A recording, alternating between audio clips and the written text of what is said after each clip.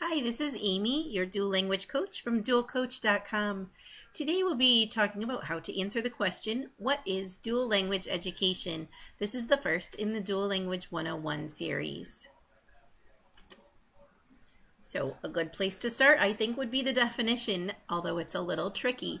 Different authors will use different definitions of dual language education. Until recently, I think the most common that I saw was when we referred to dual language, we were thinking of two-way bilingual immersion programs where you have two groups of students learning in two different languages. The definition that I'm seeing now more commonly, and the definition that I like to use, is that dual language is enriched or additive bilingual education that has a specific set of goals and also follows specific guidelines that are often referred to as non-negotiables.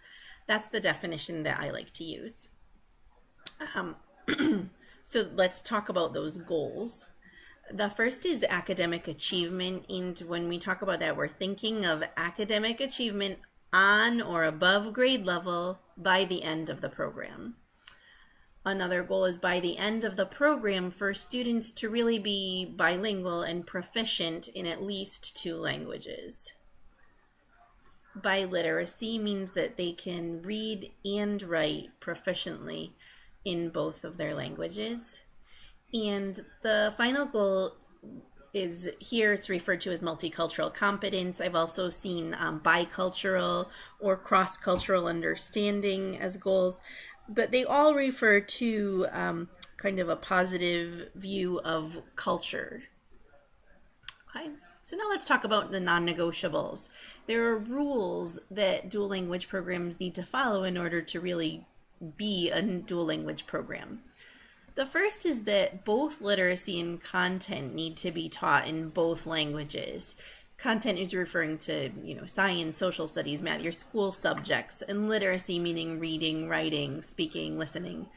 And at least 50% of the instruction takes place in the minority language. In the US, that's the language that's not English. You can go all the way up to 90% and have a great effective dual language program, but you can't go below that 50%. That's the minimum in the minority language, in the language other than English in the US. The program needs to be in place for a minimum of 6 years. Often you'll see that's kindergarten through 5th grade. Really, it's much better if the program goes all the way through the student's school career, so K to 12. And this is because it takes so long for true proficiency to develop in a student's second language.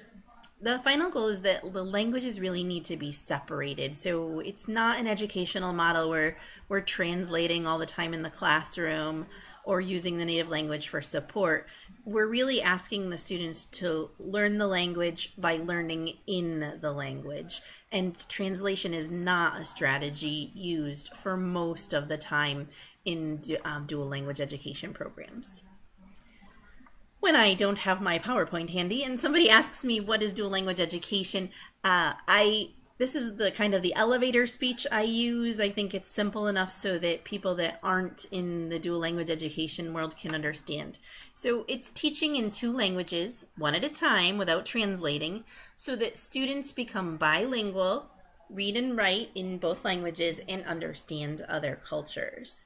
I hope you've enjoyed this. The answer to the question, what is dual language education? If you'd like to put into practice what you've learned, there's a quiz/game that you can play. Thanks for joining me. This is Amy from dualcoach.com.